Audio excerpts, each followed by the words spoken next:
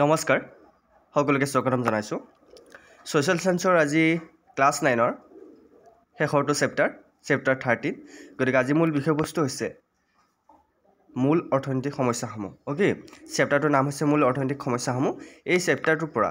যিমান কেইটা কোৱেশ্চন আছে এই সকলোবোৰ কোৱেশ্চন আমি উলিয়াবলৈ চেষ্টা কৰিছোঁ এটা ভিডিঅ'ৰ জৰিয়তে যদিহে আপোনালোকে সোশ্যাল সায়েন্সৰ সিৰিজটো কমপ্লিট কৰা নাই কমপ্লিট কৰিব ক্লাছ 10 আৰু 9 ইতিমধ্যে শেষ হ'ল আজিৰ পৰা আকৌ ক্লাছ 8 7 আৰম্ভ হ'ব 6 আৰম্ভ হ'ব সো আশা কৰোঁ আপোনালোকে চাই ভাল পাব ভিডিঅ'বোৰ আৰু যদি আপোনালোক পিডিএফবোৰ লাগে তেনেহ'লে কমেণ্ট কৰিব আপোনালোকে সকলোবোৰ পিডিএফ পাব মাত্ৰ 99 ৰুপিছত ওকে 29 ৰুপিছতো এটা অফাৰ চলি আছে আপোনালোকে যদি ল'ব বিচাৰে ল'ব পাৰে সো আৰম্ভ কৰিবলৈ ওলাইছোঁ আজি ভিডিঅ'টো আজিৰ প্ৰথম কোৱেশ্চনটো হৈছে দৰিদ্ৰতাৰ প্ৰধান কাৰণ কেই প্ৰকাৰ দৰিদ্ৰতাৰ প্ৰধান কাৰণ কেই প্ৰকাৰ কাৰেক্ট আনসাৰ হৈছে 3 প্ৰকাৰ দৰিদ্ৰতাৰ প্ৰধান কাৰণ 3 প্ৰকাৰ নেক্সট কোৱেশ্চন ভাৰতৰ জনসংখ্যা হৈছে বিশ্বৰ জনসংখ্যাৰ শুদ্ধ উত্তৰটো কোনটো হ'ব ভাৰতৰ জনসংখ্যা হৈছে বিশ্বৰ জনসংখ্যাৰ কি বাৰু ইয়েছ কিমান শতাংশ 17.5% নেক্সট কোৱেশ্চন ভাৰতৰ আটাইতকৈ জনবহুল ৰাজ্য কোনখন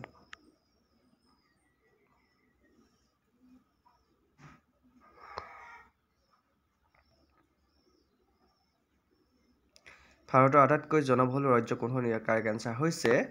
উত্তৰ প্ৰদেশ ওকে নেক্সট কোৱেশ্চনটোলৈ আহিছোঁ 2011 চনৰ লোকেল পোল মতে অসমৰ জনসংখ্যা কিমান 2011 চনৰ লোকেল পোল মতে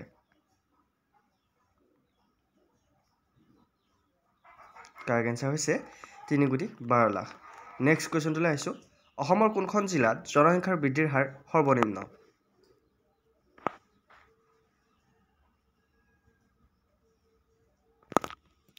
অসমৰ কোনখন জিলাত জনসংখ্যাৰ বৃদ্ধিৰ হাৰ সৰ্বনিম্ন কাৰেক্ট আনসাৰ হৈছে কোকৰাঝাৰ নেক্সট কোৱেশ্চনটোলৈ আহিছোঁ চহৰীয়া নিবনুৱা কেই প্ৰকাৰ জানেনে চহৰীয়া নিবনুৱা কেই প্ৰকাৰ আছে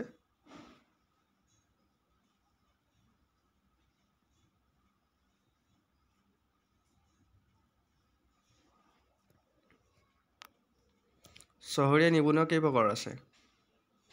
কাৰেক্ট আনসাৰ হৈছে 2 প্ৰকাৰ নেক্সট কোৱেশ্চনটোলৈ আহিছোঁ নিবনুৱাৰ সংখ্যা গণনা কৰে কিহৰ দ্বাৰা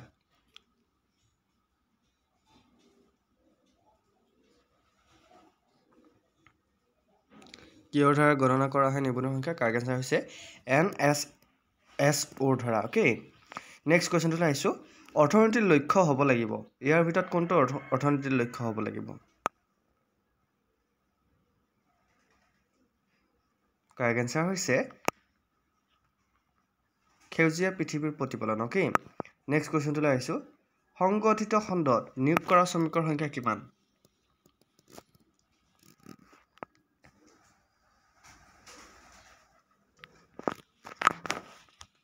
কাৰেক্ট আনসাৰ হৈছে 10 জন নেক্সট কোৱেশ্চনটোলৈ আহিছোঁ 2011 চনৰ লোকেল পোল অনুসৰি ভাৰতৰ জনসংখ্যা কিমান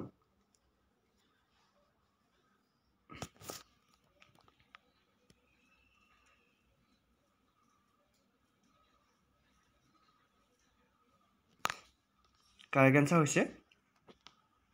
121 কোটি ওকে নেক্সট কোৱেশ্চন মানুহৰ মৌলিক প্ৰয়োজনসমূহ কেই প্ৰকাৰ মানুহৰ কেইটা মৌলিক প্ৰয়োজন আছে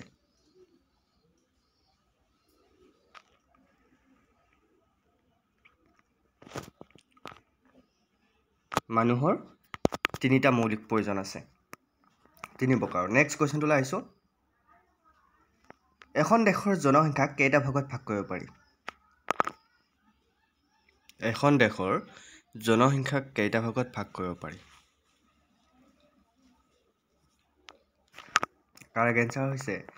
2টা ভাগত ভাগ কৰিব পাৰি নেক্সট কোৱেশ্চনটোলৈ আহিছোঁ জনসংখ্যাৰ এটা ভাগ হ'ল অদৰিদ্ৰ আনটো কি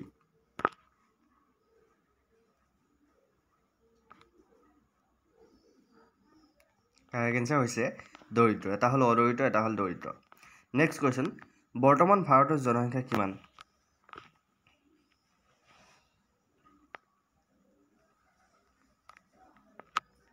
কাৰেক্ট এনচাৰ হৈছে 130 কোটি বৰ্তমান 3 কোটি পৰিলে 133 কোটি অ'কে নেক্সট কুৱেশ্যনটো লাইছো অসমৰ কোনখন জিলাত জনসংখ্যাৰ বৃদ্ধিৰ হাৰ সৰ্বাধিক অসমৰ কোনখন জিলাত জনসংখ্যাৰ বৃদ্ধিৰ হাৰ সৰ্বাধিক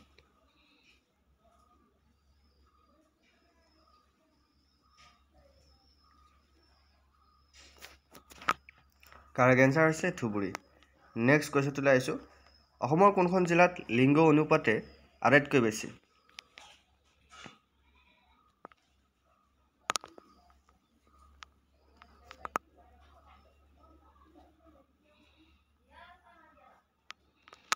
কাৰেক্ট এনচাৰ হৈছে মৰিগাঁও নেক্সট কুৱেশ্যনটো লাইছো মুদ্ৰাস্ফীতিৰ কাৰণ কেইটা শুদ্ধ উত্তৰটো হৈছে দুটা নেক্সট বাকিকেইটা আমাৰ শৰ্ট কুৱেশ্যন আছে আজি আমাৰ ক্লাছ 9ৰ চেপ্টাৰ গোটেইকেইটা কমপ্লিট হ'ল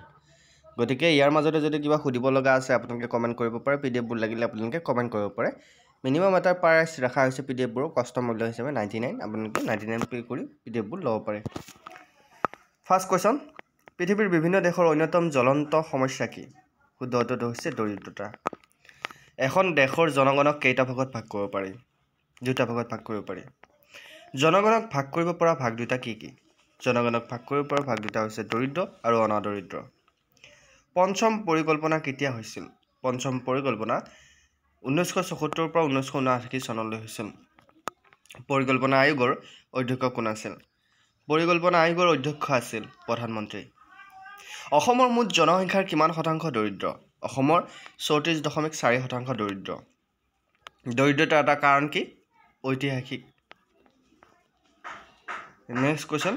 2011 চনৰ লোকেল পৰিয়াল মতে ভাৰতৰ জনসংখ্যা কিমান আছিল 121 কোটি ভাৰতবৰ্ষৰ মাটিকালি পৃথিৱীৰ মুঠ মাটিকালি কিমান শতাংশ 2.4% অসমৰ আটাইতকৈ কম জনসংখ্যা থকা জিলা কোনখন ডিমা হাছাও ভাৰতৰ জনসংখ্যাৰ ঘনত্ব কিমান প্ৰতি বৰ্গ কিলোমিটাৰত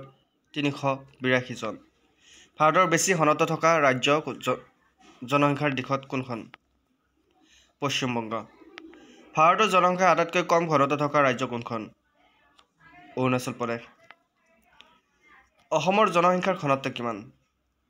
397 জন প্ৰতি বৰ্গ কিলোমিটাৰত অসমৰ লিংগ অনুপাত কিমান 954 জন নিবনুৱা মানে কি কৰ্মহীনতা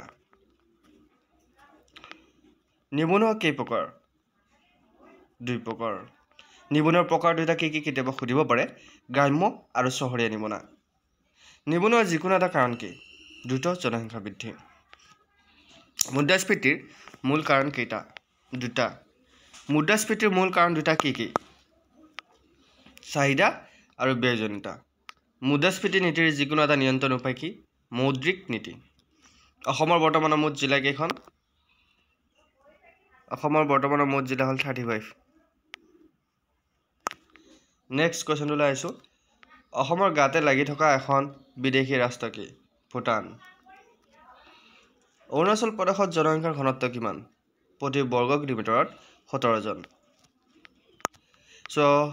নেক্সট আহিছোঁ প্ৰতিটো প্ৰশ্নৰ আমাৰ 2-3টাকৈ উত্তৰ আছে দৰিদ্ৰতাৰ সংজ্ঞা দিয়া দৰিদ্ৰতা এনে এক অৱস্থাক বুজায় য'ত এজন ব্যক্তিয়ে তেওঁৰ জীৱনৰ মৌলিক প্ৰয়োজনসমূহ যেনে খাদ্য বস্ত্ৰ বাসস্থান শিক্ষা আৰু স্বাস্থ্যৰ সুবিধাসমূহ আহৰণত ব্যৰ্থ হয় দৰিদ্ৰতাৰ 3টা কাৰণ উল্লেখ কৰা দৰিদ্ৰতাৰ 3টা কাৰণ হৈছে ঐতিহাসিক অৰ্থনৈতিক আৰু সামাজিক মনত ৰাখিব নেক্সট কুৱেশ্যন অসম বা ভাৰতৰ জনসংখ্যাৰ বৃদ্ধিৰ মূল কাৰণ কি জনসংখ্যা বৃদ্ধিৰ মূল কাৰণসমূহ হৈছে উচ্চ জন্মহাৰ নিৰক্ষৰতা দৰিদ্ৰতা সামাজিকতা আৰু জনসংখ্যাৰ শিক্ষাৰ অভাৱ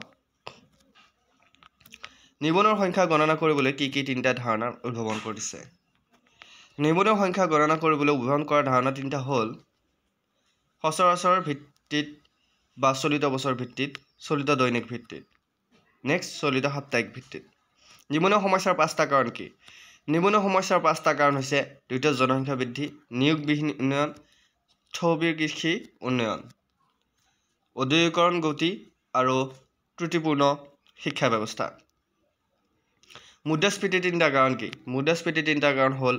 চাহিদাজনিত ব্যয়জনিত আৰু উৎপাদন ব্যয় বৃদ্ধি মুদ্ৰাস্ফীতি নিয়ন্ত্ৰণৰ 3টা উপায় কি মুদ্ৰাস্ফীতি নিয়ন্ত্ৰণৰ তিনিটা উপায় হ'ল মৌদ্ৰিক নীতি, ৰাজকোষীয় নীতি আৰু উৎপাদন বৃদ্ধি নীতি। সেউজ অৰ্থনৈতিক আগ বোলে পৰিৱেশৰ প্ৰতি থকা ভাবুকি আৰু পৰিস্থিতি তত্ত্বৰ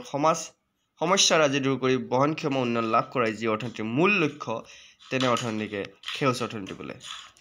বহনক্ষম উন্নয়ন কাক বোলে? এইটো কুৱেশ্যন বহুত ইম্পৰ্টেণ্ট। যি অৰ্থনৈতিক উন্নয়নৰ ধাৰা বৰ্তমান প্ৰজন্মৰ অভাৱসমূহ দূৰ হ'ব পাৰে, অথচ তাৰ লগে লগে ভৱিষ্যত প্ৰজন্মৰ অভাৱসমূহৰ দূৰীকৰণ ক্ষমতাৰ ক্ষেত্ৰত কোনো ধৰণৰ আপোচ কৰা নহয়, সেই অৰ্থনীতিকে উন্নয়নেই হ'ল অবিৰত বা বহনক্ষম উন্নয়ন। চ' আজি চেপ্টাৰটো এইকেইটা কুৱেশ্যন আছিল। আশা কৰোঁ চাই ভাল পালে। যদিহে ভাল পাইছে লাইক কমেণ্ট শ্বেয়াৰ লগতে আমাৰ বিশ্বাসী বুলি চেনেলটো ছাবস্ক্ৰাইব কৰি থৈ দিবলৈ নাপাহৰিব। আৰু আপোনালোকৰ কাৰণে এটা ভাল খবৰ যে আমি এটা ভিডিঅ'তে আপোনাৰ 500 কুৱেশ্যন আনিম বুলি কৈছিলোঁ, বহুতে নালাগে বুলি কৈছে। আমি এটা ভিডিঅ'ত 100কে কুৱেশ্যন দিম। গতিকে আজি আপোনালোকে এটা ভিডিঅ'ত 100 কুৱেশ্যন পাব। ছুপাৰ ৰিভিজন ক্লাছ হ'ব। তাতে আপোনালোকে গোটেইকেইটা কমন কুৱেশ্যন পাব। অ'কে, যি পৰীক্ষাত প্ৰায় আহি থকা কুৱেশ্যন। চ' আপোনালোকে ক্লাছটো এটেণ্ড কৰিব। আৰু যদিহে ভিডিঅ'টো ভাল লাগে লাইক কমেণ্ট শ্বেয়াৰ কৰিব। আৰু চেনেলটো যদি ছাবস্ক্ৰাইব কৰা ছাবস্ক্ৰাইব কৰি দিব। আজিলৈ মানে নেক্সট ভিডিঅ'ত আকৌ লগ পাই আছোঁ। জয় হিন্দ, জয় অসম।